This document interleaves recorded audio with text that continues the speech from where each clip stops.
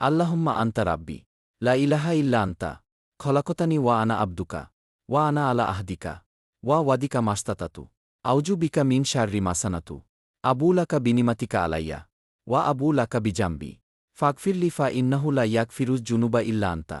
অনুবাদ: হে আল্লাহ, একমাত্র আপনিই আমাদের প্রতিপালক। আপনি ব্যতীত আর কোনো উপাস্য নেই। আপনিই আমার স্রষ্টা এবং আমি আপনার দাস। আমি আপনার সঙ্গে কৃত ওয়াদা ও অঙ্গীকারের উপর সাধ্যানুযায়ী অটল ও অবিচল আছি।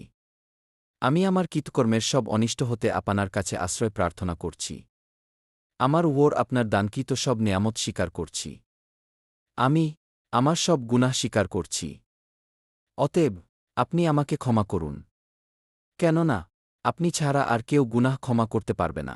ফজিলত: নবী করিম সাল্লাল্লাহু আলাইহি ওয়াসাল্লাম ইরশাদ করেছেন, যে ব্যক্তি সুদী বিশ্বাসের সঙ্গে সকালে শাইয়িদুল ইস্তিগফার পাঠ করবে, সে যদি সন্ধ্যা হওয়ার আগে মারা যায় তবে সে জান্নাতে প্রবেশ করবে।